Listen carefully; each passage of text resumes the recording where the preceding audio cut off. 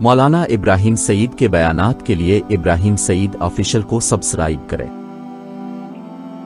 اعوذ باللہ من الشیطان الرجیم، بسم اللہ الرحمن الرحیم، الرحمن الرحیم مالک یوم الدین۔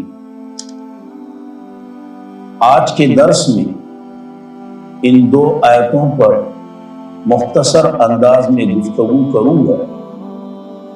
اس گفتگو سے پہلے آپ ان دو آیتوں کا ترجمہ سن لیجیے۔ الرحمن جو بے حد مہربان ہیں، الرحیم نہایت رحم کرنے والا، یا دوسرا انداز الرحمن عام مہربان ہیں، الرحیم خاص مہربان ہیں۔ مالک یوم الدین روز جزا کا، روز محشر کا، روز قیامت کا مالک ہیں۔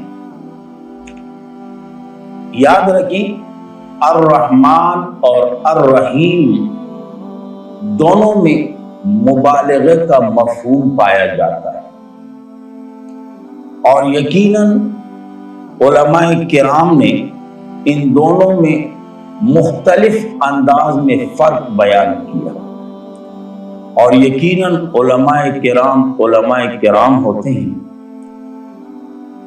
جو دنیا سے رخصت ہو چکے ہیں۔ ہماری دعا ہے کہ اللہ تعالیٰ ان کی قبروں پر کروڑوں رحمتیں نازل فرمائے۔ جو حیات ہیں، اللہ تعالیٰ ان کی زندگیوں میں خیر اور برکتیں عطا فرمائے۔ ان فرق میں سے ایک فرق یہ بھی ہے کہ الرحمن اس کا تعلق ہے دنیا کے ساتھ، الرحیم کا تعلق ہے آخرت کے ساتھ۔ دوسرا انداز فرق کا کچھ یوں ہے کہ الرحمن اس موصوف کو کہتے ہیں کہ جو بالفعل رحمت کر رہا ہو، اور رحیم اس ذات کو کہا جاتا ہے یا اس ذات کو کہتے ہیں کہ رحم اس کی صفت لازمہ اور خصوصیت ذاتیہ ہو۔ اسی طرح تیسرا انداز فرق کا جو علماء کرام بیان فرماتے ہیں کہ الرحمن یہ فعلان کے وزن پر ہے، اور اس کے معنی کے اندر عمومیت پائی جاتی ہے۔ اب دیکھیں نا، دنیا میں ہر کسی پر مہربان، اب یہ مہربانی ہر ایک کے ساتھ اس کے مناسب، ہاتھی کے ساتھ مہربانی اس کے مناسب، چینٹی کے ساتھ مہربانی اس کے مناسب، انسانوں کے ساتھ مہربانی ان کے مناسب، پرند اور چرند کے ساتھ مہربانی ان کے مناسب۔ اب اگر مثال کے طور پر ہاتھی کو چینٹی کے ٹانگے دے دیتے تو یقیناً یہ ہاتھی پھر چلتا پھرتا کیسا؟ یا مثال کے طور پر ہاتھی کے پاؤں اٹھا کر چینٹی کو دیے جائے تو چینٹی کو پھر اٹھائے گا کون؟ یقیناً اللہ نے مہربانی کی ہر ایک کے ساتھ دنیا میں اس کے مناسب، جانوروں کے ساتھ ان کے مناسب، انسانوں کے ساتھ ان کے مناسب، جنات کے ساتھ ان کے مناسب۔ اور الرحیم یہ فعیل کے وزن پر ہے، اس کے معنی کے اندر خصوصیت پائی جاتی ہے، اور یقیناً روز آخرت یہ مہربانی خاص ہوگی مومنوں کے ساتھ۔ مومنوں کو جنت اور جو کافر ہیں ان کو جہنم۔ تو اس لیے فرمایا الرحمن جو بے حد مہربان ہے، دنیا کے اعتبار سے ہر کسی پر مہربانی کرتا ہے، اور ہر کسی پر مہربانی کرنے کے ساتھ ساتھ اگر آپ غور کریں تو ان کے مناسب اور الرحیم نہایت ہی رحم کرنے والا ہے آخرت میں صرف مومنوں پر. اور یقیناً آپ قرآن کریم اٹھا کے دیکھیں جس طرح اللہ نے صفات الوہیت اپنے لیے ثابت کیے اور غیروں سے اس کی نفی کی، جس طرح اللہ نے صفات ربوبیت اپنے لیے قرآن میں ثابت کیے اور غیروں سے اس کی نفی کی، بالکل اسی طرح صفات رحمانیت جو ہے نا یہ اللہ اپنے لیے ثابت کرتا ہے اور غیروں سے اس کی نفی کرتا ہے. جیسے کہ سورۃ انعام کے اندر موجود آیات نمبر 12 میں کتب علی نفسہ الرحمہ، اور وہ جو حدیث ہے نا کہ اللہ کی رحمت جو ہے اس کے غضب سے پہلے ہے. اب آیات اور حدیث کا مقصد کیا ہوا اس کو ذرا سمجھیں. آپ کو اللہ نے وجود دیا، یقیناً یہ وجود اللہ کی مہربانی ہے. اب اس وجود دینے کے بعد کوئی ایسا کام نہیں کرنا جو اللہ کے غضب کا سبب بن جائے. مقصد یہ تو یاد رکھیں سورۃ انعام آیات نمبر 12،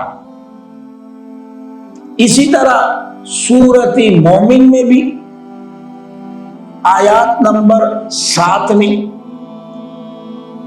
اسی طرح سورۃ فرقان میں بھی آیات نمبر 59 1 کم 60 میں. اس کے علاوہ دیگر جہاں جہاں بھی صفات رحمانیت ہو تو وہاں پر اگر آپ غور کریں تو اللہ ان صفات رحمانیت کو اپنے لیے ثابت کرتا ہے اور غیروں سے اس کی نفی کرتا ہے. اور ایک بات کہوں کہ اللہ جو ہے نا نہ مانگنے پر غصہ ہوتا ہے اور بندہ جو ہے یہ مانگنے پر غصہ ہوتا ہے.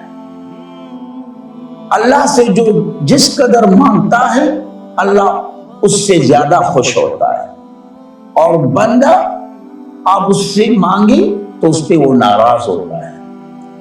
لیکن آج کل ہمارا معاشرہ کچھ الٹ جا رہا ہے.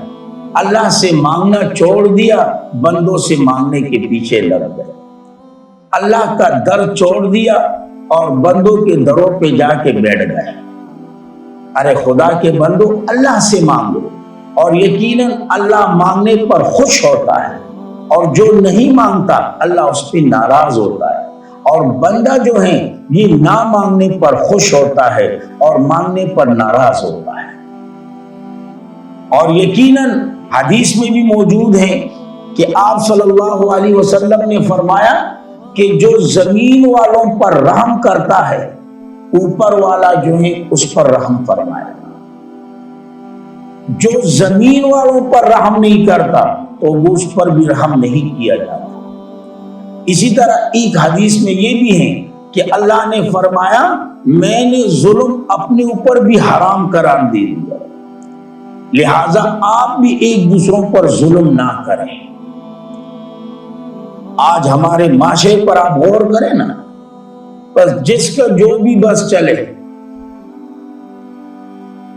یہ نہیں دیکھتا کہ جی اوپر والا دیکھ رہا ہے، یہ نہیں دیکھ رہا کہ جی کسی کا حق ہے یا کسی کا حق دبا رہا ہوں یا کسی کا حق میں ایسے ہی ضائع کر رہا ہوں.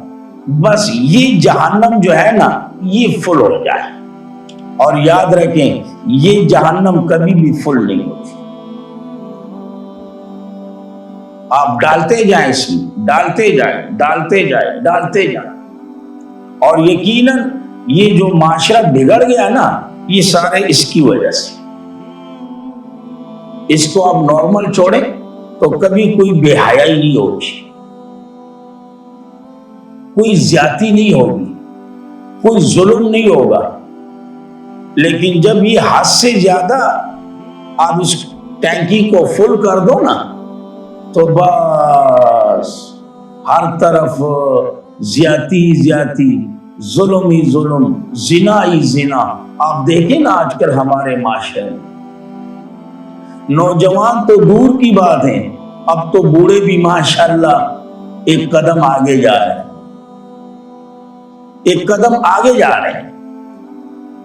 اور یقیناً آپ بھائیوں کے سامنے وہ ویڈیو وغیرہ سوشل میڈیا پر آ چکی ہوگی، کتنی شرم کی بات ہے، افسوس کے ساتھ کہنا پڑ رہا ہے، دکھ کے ساتھ کہنا پڑ رہا ہے کہ ایسے لوگ ہمارے لیڈرشپ کر رہے ہیں، ایسے لوگ مسلمانوں کے قائد ہیں، مسلمانوں کے لیڈر ہیں۔ ارے وہ ملک جس کے لیے ہمارے بڑوں نے قربانیاں دی، جس کے لیے اپنا جان، اپنے مال، اپنے بچوں کو قربان کیا، تکلیفیں برداشت کی، مشقتیں برداشت کی، آج اسی ملک کے اندر جو حکمران ہیں اس کا یہ حال ہے تو عوام کا کیا حال ہوگا؟ آپ خود سوچیں نا، عوام کا کیا ہوگا؟ اور اس عمر میں یہ ہو رہا ہے تو نوجوان کا کیا ہوگا؟ اللہ رحم فرمائے۔ اور کچھ نہیں کہوں گا، انتہائی شرم کی بات ہے، انتہائی افسوس والی بات ہے۔ اگر یہ کوئی اور غریب ہوتا تو یقیناً قانون حرکت میں آ جاتا،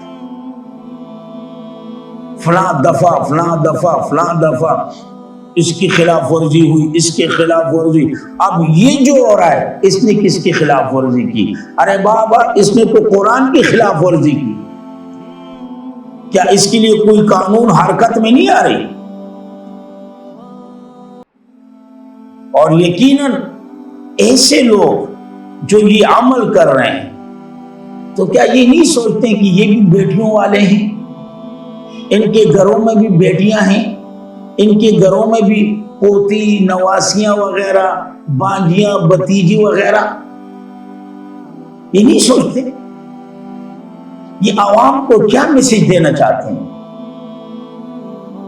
ان کے یہاں آزادی کا یہی مقصد کہ جی ہمارے بڑوں نے قربانی دی تو اس لیے دی کہ ہم آزادی کے ساتھ بے حیائی کریں، آزادی کے ساتھ فحاشی کریں اور دوسروں پر صرف انگلیاں اٹھائیں کہ جی وہ دیکھیں ہمارے ماؤں بہنوں کو نچا رہا ہے۔ اب ہمارے ماؤں بہنوں کو جو موبائل پہ بالکل لا حول ولا قوت الا باللہ،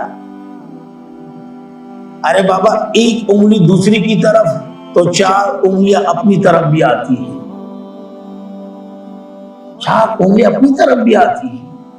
اس لیے تو اللہ کے نبی نے فرمایا کہ جو زمین والوں پر رحم کرتا ہے اللہ کریم اس پہ رحم کرتا ہے، جو زمین والوں پر رحم نہیں کرتا اس کے ساتھ بھی رحم کا معاملہ نہیں کیا جاتا۔ اللہ نے از خود فرمایا میں نے ظلم کو اپنے اوپر حرام کیا، اے انسانوں تم بھی آپس میں ایک دوسرے پر ظلم نہ کرو، یہ ظلم ہے، ظلم، اسے ظلم کہا جاتا ہے، اسے ظلم کہا جاتا ہے۔ تو خدا را ان چیزوں سے باز آ جائیں۔ اور یقیناً میں تو یہی کہوں گا کہ توبہ استغفار، میں تو یہ نہیں کہتا، ہم سارے گناہگار ہیں، سارے بشر ہیں، غلطیاں ہر کسی سے ہوتی ہیں، کوئی بھی گناہوں سے پاک نہیں، صرف انبیاء کرام کی جماعت جو معصوم ہیں جن کی حفاظت اللہ فرمایا کرتے تھے، باقی سب سے غلطیاں ہوتی ہیں، اونچ نیچ ہوتی رہتی ہیں۔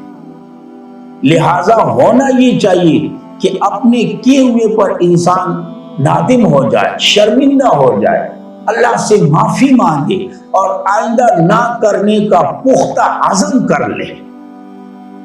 تو اس لیے اللہ کریم نے فرمایا الرحمن الرحیم، عام مہربان دنیا کے اعتبار سے، ہر کسی پر اور اس کے مناسب.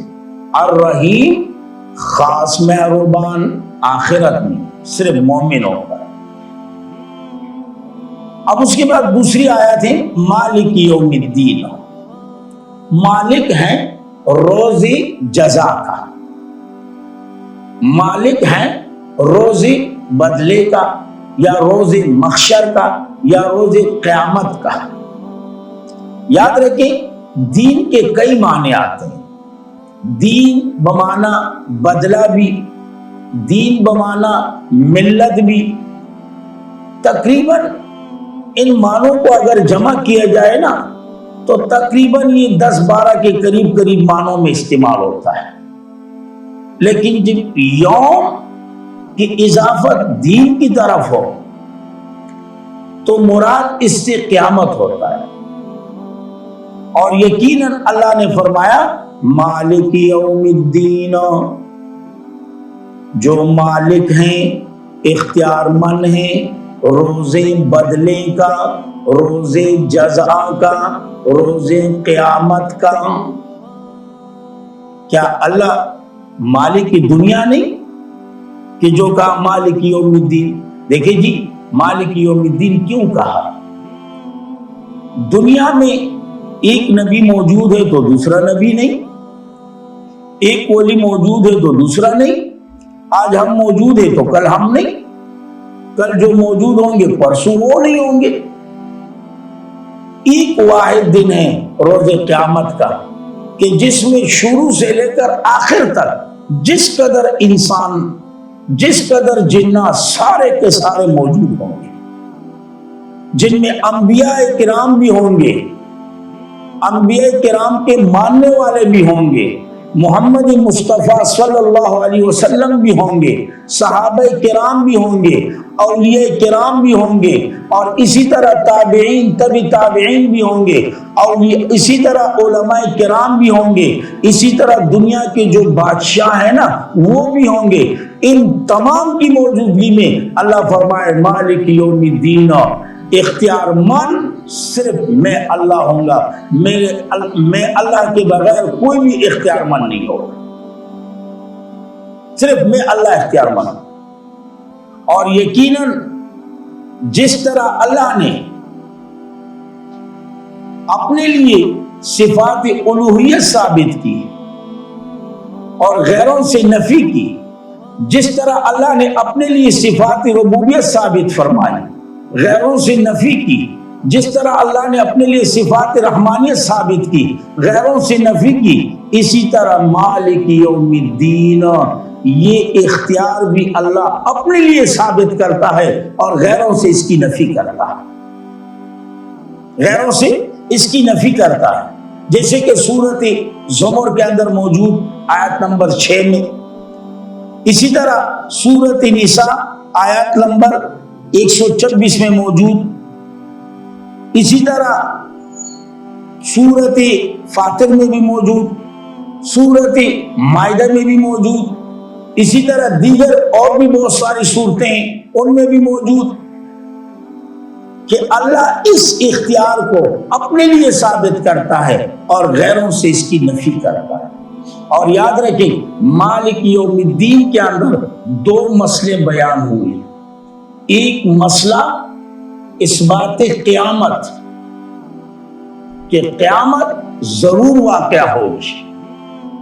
یقیناً دنیا میں آج غریبوں کا کوئی پوچھنے والا نہیں، لیکن اللہ فرما رہا ہے قیامت کا دن آنے والا ہے.